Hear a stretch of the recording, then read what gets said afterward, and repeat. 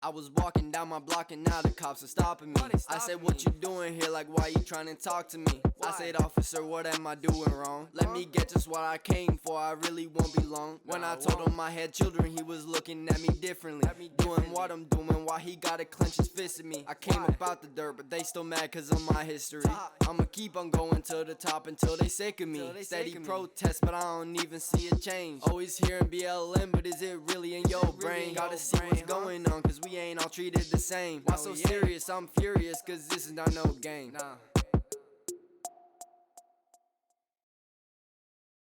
I want to welcome you back to another episode of NBWA. My name is Dr. Timothy Christie. And I'm Matthew Martin. And at NBWA, New Brunswickers Want Action, we are here to call for action in New Brunswick.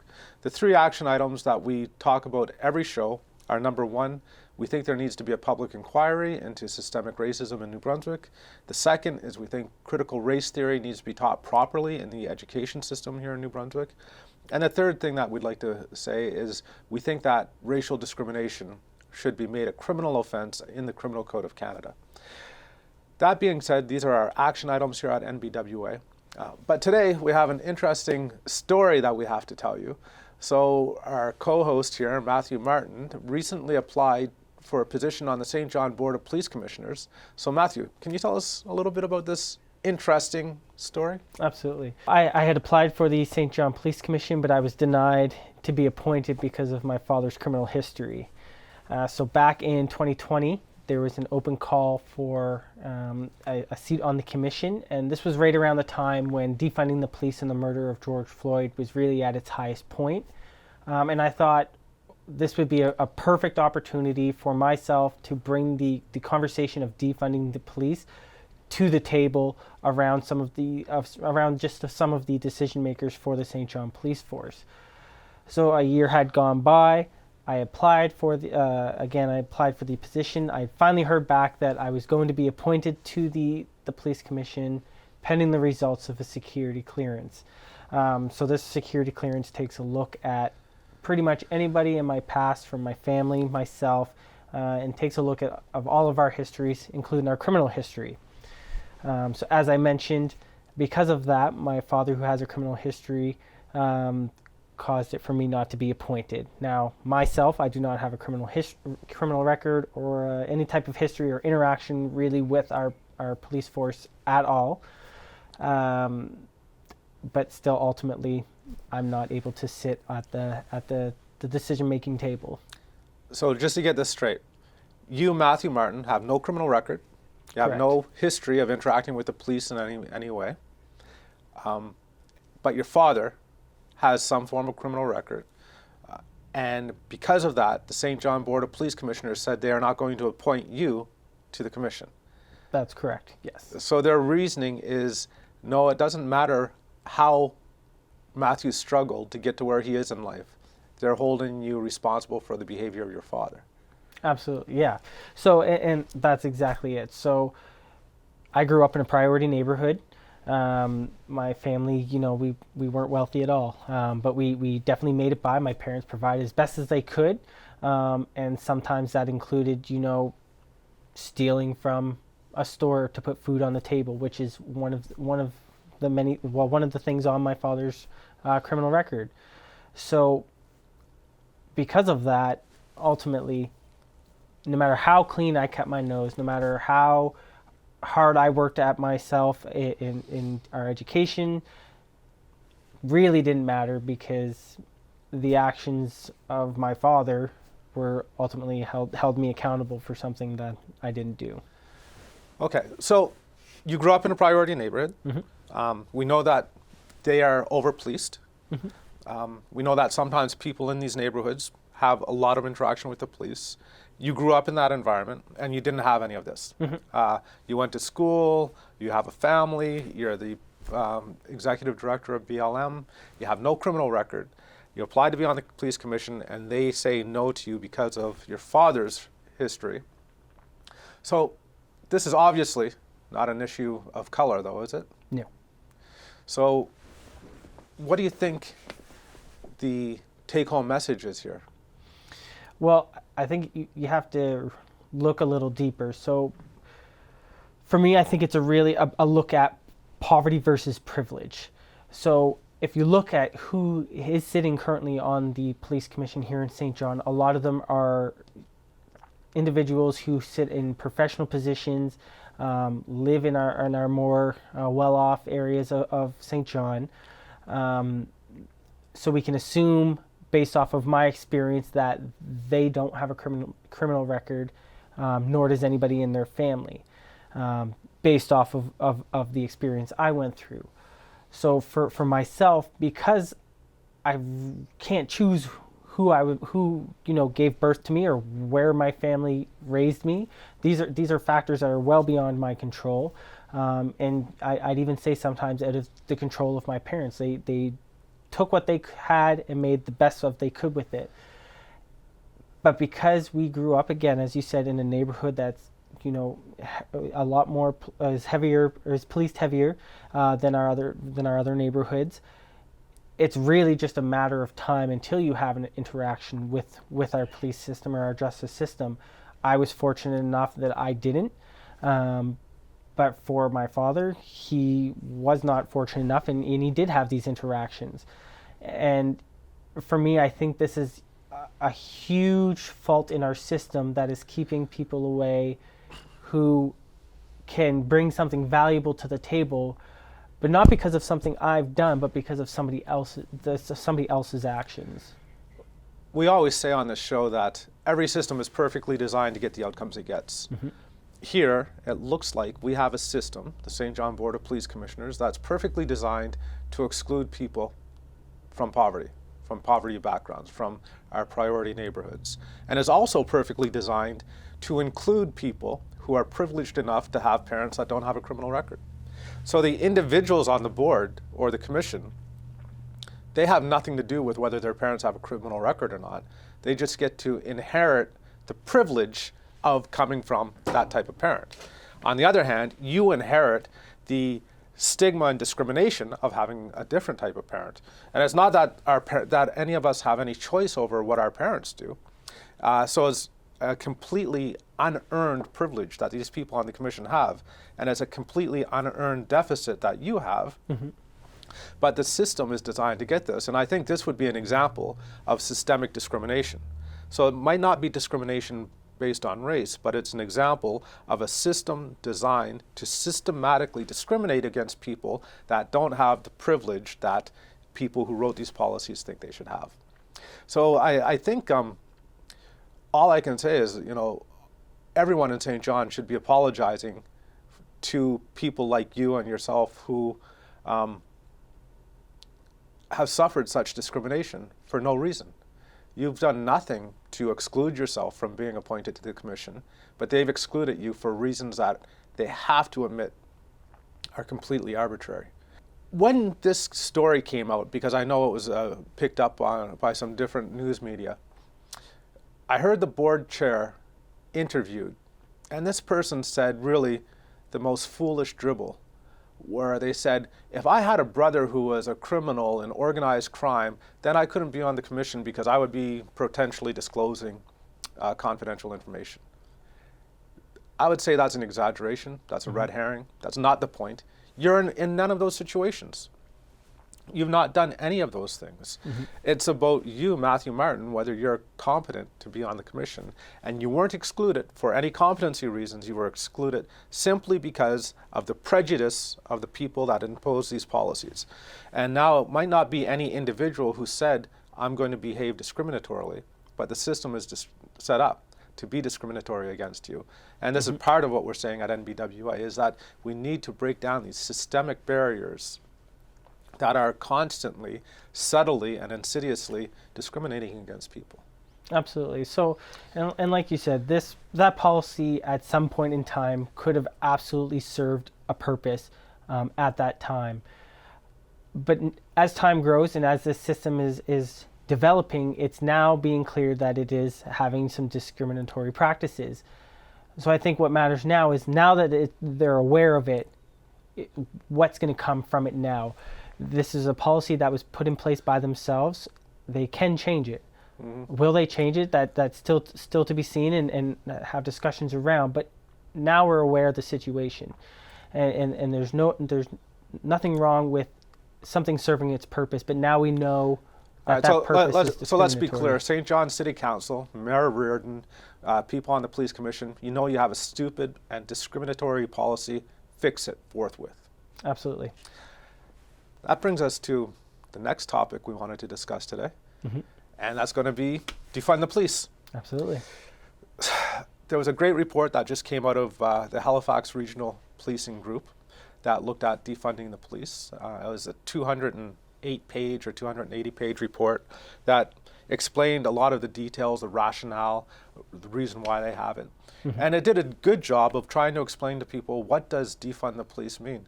So do you want to comment on that? Yeah, so looking at defunding the police, what we're fundamentally looking at is just taking funding from our police forces and moving those resources to other services, like mental health services, for example, to take away that duty or task of responding to mental health calls and putting it into the hands of professionals who should be looking after those positions, like a qualified mental health professional.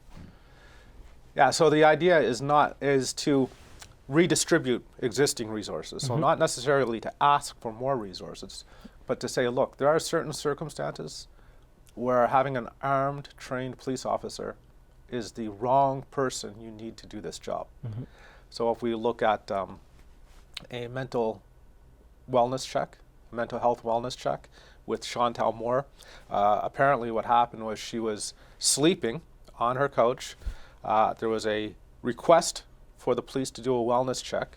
The officer went to a window in her apartment and was knocking on it, or a patio door or something like that. Startled her. She started acting out. The officer felt threatened for his life, shot and killed her. If that officer didn't have a gun, she wouldn't have been killed in that situation. So they might have had to do something else to restrain her, but it wouldn't have been killing her. Other people might say, well, the officer was protecting his own life, he needed it. And I think most of us would say the officer didn't need to be there. The people that we would need there would be people who are trained in, say, something to do with mental illness, or something to do with psychiatric illness, or something to do with a social service, as opposed to someone who's armed and trained to use lethal force. And as a result, for the past 2 decades, 3 decades, we've been taking resources out of the community with austerity measures where groups and organizations have been losing funding, but police budgets have been growing and growing and growing. So the idea now is that if you could take that money and redistribute it to places that are trained to deal with people, this would work. So for instance, if you look at traffic stops, do you need an armed police person trained in the use of deadly force to tell someone a tail light is burnt out, or to say you turned left on a red light or something? We don't need armed people trained in the use of deadly force to do those things. So we could have a much more civilized way, a much more appropriate and professionalized way of dealing with those things. So I think defund the police is a very misunderstood thing. It's a slogan that people use. But I think the merit to it is we have to admit that we call on the police to do a lot of things that are not necessarily policing actions in the first place. And I think, with interactions that I've had with these conversations around defunding the police with other officers or those who work in our justice sector, many officers themselves feel like they are overtasked, and many want to consider having a serious look of what it would look like to defund the police, ideally, because most officers understand that they should not be going to these mental health calls. They know that they're not trained for these, but unfortunately, again, there at some point a system was designed, and now the system is just evolved into what we see it as today. And now we have officers going out to mental health calls, to domestic disputes, where they understand that there might not necessarily be the right person, but there's no one else to call. Again, and as you said, because we're seeing that the funding coming from these social services, and we're seeing these increases in police budgets. So it's not just something that, just again, a niche group is calling for. This isn't something that just racialized community groups are calling for. This is something that even people who are in this industry of our justice sector say that this is a realistic thing that could be done. We are overtasked. Well, and I think we have to call a spade a spade. So policing historically in Canada has been a racist institution. So the police, one of the first mandates of the RCMP was to move Indigenous people off of their land onto reserves to make way for the Canadian Pacific Railway. That's just a fact. The police were used to enforce attendance at residential schools. They would actually go and detain the children and make them go. This is what they did. So the history of policing has an element of racism built into it. And as a result, if we look at the way that policing itself acts, the outcomes speak for themselves. So the overrepresentation of Indigenous and Black people in the federal prison system, the overrepresentation of Indigenous and Black people that are killed in interactions with police. So if you look at the numbers, you would see that Caucasian people make up about 75% of the Canadian population, but they make up under 40% of those that are killed in an interaction with police. Whereas Indigenous people make up 4.5% of the Canadian population, but they make up almost 18% of the people killed in an interaction with police. Likewise with Black people, they make up about 12 or 13% of people killed in an interaction with police, and they make up less than 4% of the population. So when the percentage of the proportion of people killed is higher than your percentage of the population, then you know there's a systemic issue here that's driving that. Likewise with our prison populations and so on. So, and I think looking from that perspective where our police institutions have been built around racism, I think we also have to ask the same question though, is defunding the police going to be enough? With that in mind, while we look at defunding the police, I think in society there's always going to be a need to have police officers to respond to those situations that are violent, where having that training is necessary. But when you have officers who still have that training but are inherently still racist, is defunding the police really going to change anything? So in Saskatchewan, there was an incident this year in February where Miss Frenchman had called the police because her husband had locked her out of the home while he was inside with their child. And ultimately the police arrived. They accused Miss Frenchman of being intoxicated. They arrested her, left the partner with the child, and ultimately the child was killed. In a situation like that, police arrived and she wasn't an Indigenous woman. So they followed, whether it was an unconscious bias or a bias that they may have had towards their feeling of racism towards an Indigenous community member. You have to ask, is defunding the police going to fix a situation like that? So Matthew, this was very helpful. With my concluding thoughts, I think that criminalizing racial discrimination would be very helpful in this type of situation. If police officers that were, say in Saskatchewan, where they arrested this Indigenous woman for apparently being drunk, what they did was fundamentally racist. Now, I know they're going to investigate those officers and all of that type of thing, but those people should be fired. If you could press charges on them, if they could be charged for racial discrimination, then they could have a criminal record. And if they had a criminal record, then they could no longer work as police officers. And what we would be doing is taking the racists out of the system. Right now, we have a system full of people with racist sentiments, and they're covering them up. They're hiding them. They're giving every explanation. We didn't arrest her because she was Indigenous. We arrested her because she was drunk. But when you look at the numbers, the number of people shot and killed by police, Indigenous and Black people are highly overrepresented. Number of people arrested by police, Indigenous and Black people are highly overrepresented. Number of people in the Canadian federal prison system, number of people are highly overrepresented. So even though they pretend that this is a fair process, it seems neutral, it simply isn't. And if we could criminalize racial discrimination as opposed to treating it as a violation of the Human Rights Act, then we would be able to impose criminal sanctions on these people. They could be arrested, they could be fined, they could be put in jail, and they could be fired from their jobs, which would, like I said, help us take them out. And currently, the way that racial discrimination is addressed in Canada is under the Human Rights Act. And what you would have to do is file a complaint with the Human Rights Commission, and the Human Rights Commission would require that you prove that whatever discrimination you suffered was racially motivated. Now, of course, the onus here is on the victim of the crime, whereas with other crimes, the state does the investigation. And by putting the onus on the victim has no resources to prove racial discrimination happened. The victim can't subpoena documents. The victim can't require people to testify under oath. The victim can't subpoena people. Mm-hmm. So they have to prove that this happened without any of the resources of the state. So I think in cases like this that we were talking about, if we could criminalize racial discrimination, I think it would be a wonderful tool that all of us would have that would go a long way to taking racists out of the system. And right now, like I said, racists are just moved around in the system. So if you're a racist cop, you might get a little administrative leave or suspension. You might be moved, you might be reassigned, you might even have to go to another city, but you can continue working as a police officer. Same thing with teachers or whatever it is. So in that sense, I think if we could criminalize it, it would go a long way to helping, in addition to defunding the police, criminalize racist policing in Canada as well.